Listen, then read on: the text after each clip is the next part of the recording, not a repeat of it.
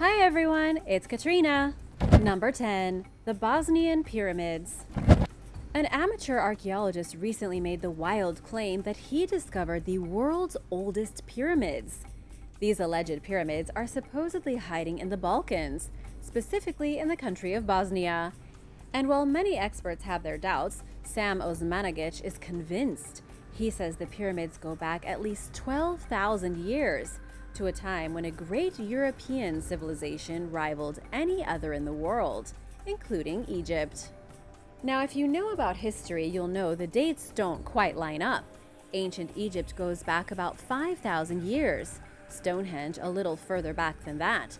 Then, when we get to 12,000 years ago, we're essentially dealing with very clever cave people. How a bunch of cave-dwelling Europeans could have possibly built massive pyramids back then is a bit baffling. Osmanagic is a native Bosnian, but he lived for 16 years in Texas, and that might account for his larger-than-life and colorful ideas. Either way, he believes that this hill, which from the outside looks like any ordinary hill in Europe, is hiding a pyramid. He believes the entire thing is a structure, rising 350 feet above the surface of the Earth. He actually calls it the Pyramid of the Moon. It stands beside the even bigger supposed pyramid, which he calls, guess, the Pyramid of the Sun. This larger quote-unquote pyramid is Visosika Hill, at 720 feet tall. The only issue is that every professional archaeologist on the planet has basically called this whole theory a bunch of crock. Not a single piece of archaeological evidence has actually been found to support the theory of the pyramids. However, the souvenir stands at the bases of the hills have been collecting a pretty penny from curious tourists. Number 9. The Ancient Yan Kingdom. New artifacts discovered by Chinese archaeologists at a site in Beijing are helping to unravel the mystery behind the ancient Yan Kingdom. These artifacts date back to the Western Zhou dynasty sometime between 1046 BC and 771 BC. They were excavated back in 2021 in the Fangshan district by several different institutions, including Peking University. Archaeologists believe the relic site was once the capital of the Yan Kingdom, since they've discovered massive city walls, burial areas, and the obvious remains of civilization. In fact, the history at this one site in Beijing goes back over 3,000 years, making it the earliest known urbanized settlement anywhere in the area.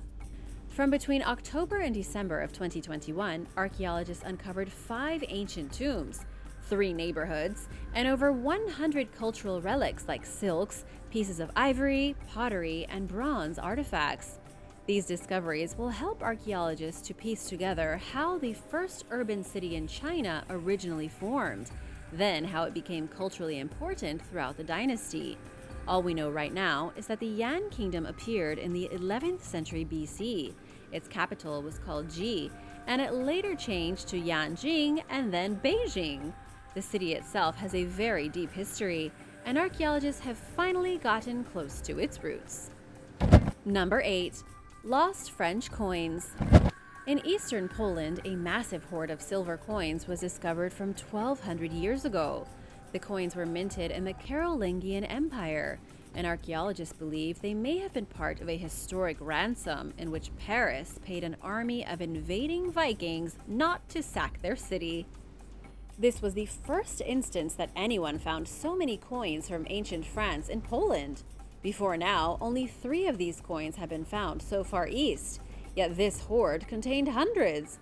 And for those who aren't sure what the Carolingian Empire was, I'll try to explain. It was essentially France before France became the country as we know it today.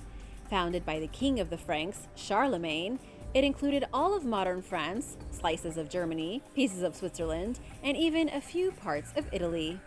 The coins were first found by an archaeology enthusiast with a metal detector back in November of 2020. But it wasn't until 2021 that real archaeologists went in with a team and uncovered a total of 118 coins. They were minted during the rule of Louis the Pious from 814 to 840. Coupled with the fact that they were discovered near an ancient trading post used by the Norse, it only makes sense that they were left behind by Vikings. Researchers believe the Vikings came into possession of the coins back in 845. when a fleet of Viking ships sailed straight into Paris and threatened to destroy it. To make them go away, Charles the Bald paid the invaders over 5 tons of silver and gold. Much of that silver then ended up at this trading post all the way on the other side of Europe. What would you do if you found all this treasure with a metal detector? Let me know in the comments. Number 7. The Dead Sea Scrolls. A new discovery is suggesting that the Dead Sea Scrolls of Israel may have been written, at least partly, by a group known as the Essenes. As you may already know, archaeologists and scholars alike have been arguing about who actually wrote the Dead Sea Scrolls and how the texts got to where they were found at the site of Qumran for years. It's primarily been believed that they were written by local Jews as a way to safeguard their heritage from the rampaging Romans destroying their lands. But now, some archaeologists are arguing that based on the fact that most of the scrolls were made of linen instead of wool, they were penned by the Essenes. These archaeologists say there is no way that the Jewish people fleeing from the Roman army after the destruction of Jerusalem in 70 AD would have had the linen needed to complete over 900 texts. The only thing that's not debatable in this situation is what's actually written on the scrolls. The entirety of the Hebrew Bible, along with calendars, psalms, hymns, and other sacred Jewish knowledge. Most of the scrolls were found in caves, with the first batch being discovered by shepherds in 1947. But some scrolls have also been found at Qumran, an archaeological site near the caves. Researchers in 2007 with the Israel Antiquities Authority found that the textiles are all made of linen, probably from recycled clothing. It may have been the Essenes, a sect of Jews obsessed with ritual purity, who wrote many of the scrolls while living in Qumran. They were known for wearing simple textiles of linen, while elsewhere they wore clothing made of wool. This all may sound very confusing, and it kind of is. The main takeaway here is that we still don't know exactly which group wrote the Dead Sea Scrolls, but it was probably a mixture of both Jewish refugees and residents of Qumran. They may even have worked together in a secret attempt to compile all the knowledge they had and hide it before the Romans could destroy it. Number 6. Egyptian Scarab Amulet. Archaeologists in Israel were shocked when a group of hikers in the Negev desert discovered a small scarab amulet from ancient Egypt. According to antiquity experts in Israel, the very tiny amulet can be traced back to Egyptian worshippers of the sun god Ra. This is actually the very first time such an artifact has been found in the Israeli desert. Other treasures have been found before, but usually along the Mediterranean coast, and never like this. The scarab amulet was dated by experts with the Israel Antiquities Authority back to around the 9th century BC, over 2,000 years before the birth of Jesus. Amulets like this one were used by ancient Egyptians for centuries, normally fashioned into the form of a scarab or a dung beetle. Ancient Egyptians believed the scarab was a physical manifestation of Ra, the creator god. The amulet symbolized both daily rebirth and the morning sun. Because of its religious significance, the scarab amulet became wildly popular amongst Egyptians. And like anything that gets extremely popular, neighboring nations also began wearing the amulets. Think of scarab amulets being similar to necklaces with crosses on them today. Sure, a lot of people may wear them for religious reasons, but a lot of people like them just because of the shape and they're popular. It would have been the same 4,000 years ago. Someone may have been wearing this amulet all the way in Israel, perhaps not even knowing the true meaning behind it when they lost it in the desert. Number 5. Mysterious ancient tombs. Ancient tombs have revealed an old highway network in Arabia dating back 4,500 years. Archaeologists working with the University of Western Australia have figured out that people who lived in northwest Arabia built incredibly long funerary avenues. These avenues were flanked on either side by thousands upon thousands of burial monuments. The avenues linked oases and pastures, allowing people to move easily from one place to another thousands of years before the Romans ever showed up and built their roads. It's really the age of the structures that's so impressive. All across the Arabian Peninsula, advanced societies and forgotten kingdoms were building hundreds of miles of highway to connect their most important sites. And the one way they thought to mark their avenues was by creating tombs on their edges. Archaeologists have identified at least 11,000 pendant tombs alongside the old roads. And because almost all the roads seem to be focused around permanent water sources, it's believed they use them to move herds of domestic animals from one watering hole to another during periods of rain. When looking at the region as a whole, scientists say it is the densest funeral landscape anywhere on the planet. And yet, because it's in Saudi Arabia, very little research has been done. It's a sad thing considering human history in the area goes back at least 200,000 years. Who knows what else could be hiding in Saudi Arabia? What do you think? Let me know in the comments below. Number 4. The Burnt City. The Burnt City in Iran is by far one of the most mysterious archaeological sites in the world. This city has been associated with at least 4 different rises of civilization, yet each one of them abandoned the city after it burned down, following a series of catastrophic fires. It's located today at the ancient junction of what was a Bronze Age trading route across the Middle East. All kinds of fascinating relics have been found here, from human figurines to animal statues, clay tablets, and shattered pieces of pottery. And so far, only about 5% of the city has been excavated. Most of it is still unexplored, but local archaeologists lack the time and funds to research it properly. Yet even at only 5%, we know a lot about the city. For example, one of the excavation teams recovered the remains of a prehistoric monkey that had been kept in a cage. Based on studies of the monkey's skeleton, they believe it was a pet held captive, then buried inside a beautifully ornate container after it died. Clearly, the city had commercial relations with civilizations as far away as Central Asia. Of course, we still don't know everything about this city.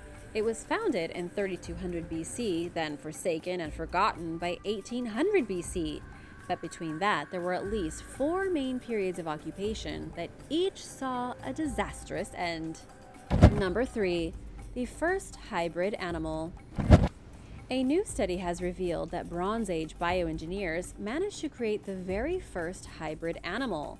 They probably didn't realize they were bioengineers at the time. Yet these ancient people still managed to create a horse-like monster called a kunga. It had a donkey for a mother and a Syrian wild ass for a father. It lived 4,500 years ago and was used for pulling war wagons into battle, for towing royal vehicles in parades, and for anything else that needed a bit of muscle. But here's the thing. Archaeologists were baffled by the portrayals of this powerful animal seen in art and texts from ancient Mesopotamia. They had no idea what the animal was because domestic horses didn't arrive in the region until much later. Then, finally, archaeologists stumbled upon the remains of the mysterious animal at a burial complex in northern Syria. They analyzed the teeth and bones of the animal and found it was a mix between a donkey and an extinct Syrian onager.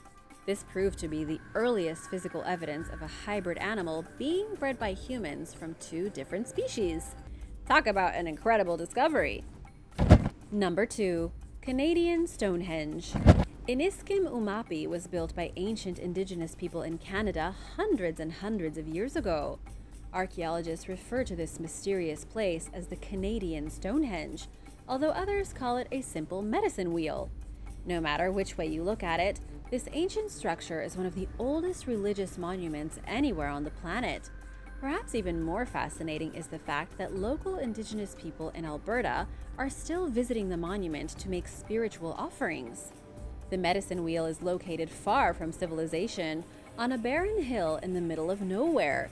It consists of a middle cairn and 28 stone lines extending from it. It looks like a very large sun made of rock.